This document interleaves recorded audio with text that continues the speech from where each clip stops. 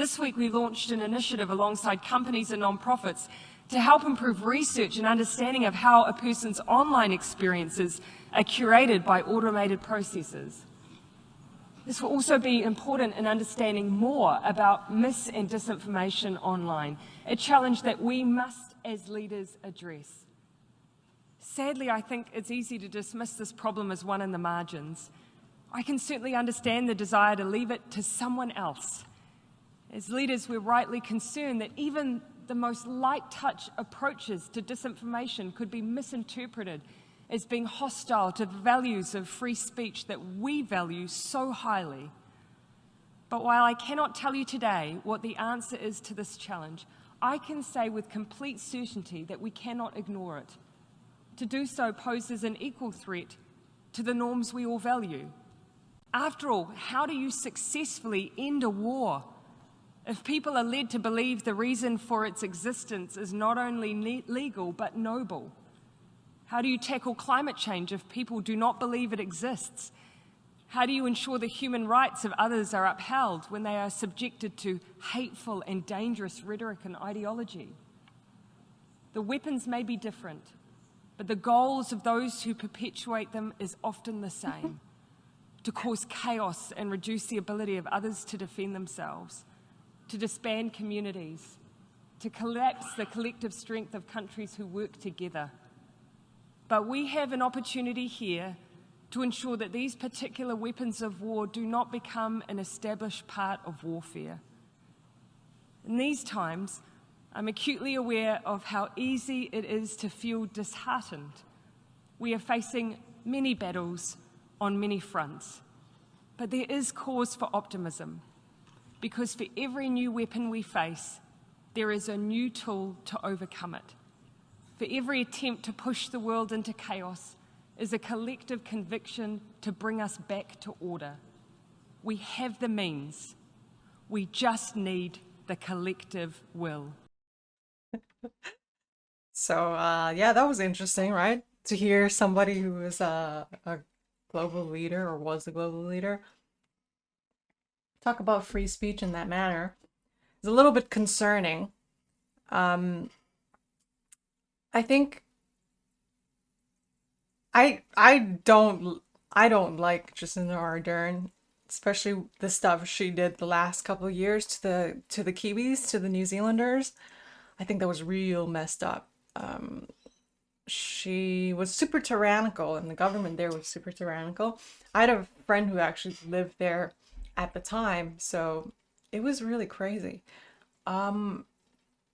But I found this old clip of Jacinda that I thought was hilarious. 'Cause, I don't know, man. You tell me. I'm pretty sure she's on some kind of drug.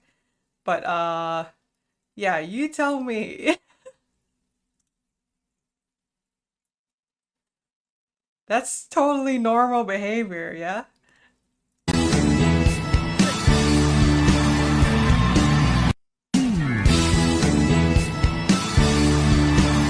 Oh my goodness. What a nightmare. So, does she or doesn't she, do a little with Hunter Biden maybe? I don't know. Whose coke is it? And then I remember this um really, this was during the lockdowns and mandates, where the New Zealand government said that they were the single source of truth because they were trying to fight misinformation and disinformation. So I've got this clip here. We'll share with you the most up-to-date information daily. You can trust us as a source of that information. You can also trust the Director General of Health and the Ministry of Health. For that information, do feel free to visit at any time to clarify any rumour you may hear, covid19.govt.nz. Otherwise, dismiss anything else. We will continue to be your single source of truth. We will provide information Oh frequently. my We will share goodness. everything we can, everything else you see, a grain of salt. And so I really ask people to focus The on most that. egregious example of that appears to be this text which originated in Malaysia and has become a viral hoax in Australia and in New Zealand. How irresponsible is it the people that are sharing that news of a lockdown imminent So in New Zealand? irresponsible. And look, that's the kind of thing that adds to the anxiety that people feel. So I continue to share the message. New Zealanders must prepare, but do not panic. Prepare. And when you see those messages, remember that unless you hear it from us, it is not the truth. And I really ask people, just visit covid19.govt.nz. It has all of the up-to-date information, and we will continue to provide everything you need to know. Okay, Satan. Yeah, so basically she said, if it doesn't come from us, it's not the truth. Dismiss everything else you hear. Take everything with a grain of salt, except for what we say. Of course, we're going to tell you the truth. I mean, if you look at her face, does she look like an honest, normal person who isn't a psychopath? I don't know, man. Her eyes and her whole, sullen cheeks and everything, it was a little bit like, yeah, that's not a person, that's a demon. The demon took over.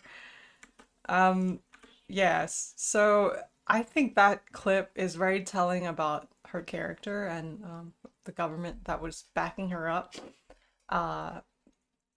Very much like 1984, the Ministry of Truth, that kind of stuff. Yeah, real nuts. Okay, so I thought that was funny. I really loved the oh man, I'm a coke sniffer now. I really love that clip. It's so funny. Okay.